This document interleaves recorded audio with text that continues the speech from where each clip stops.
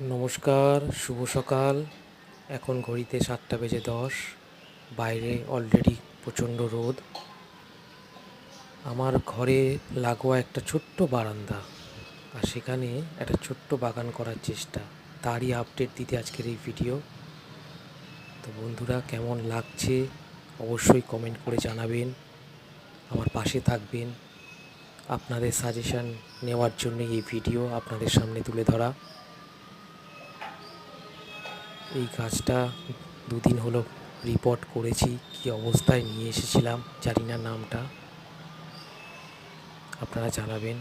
Spider plant আমার খুব পছন্দের একটি গাছ, আমি বেশি করে কিনি।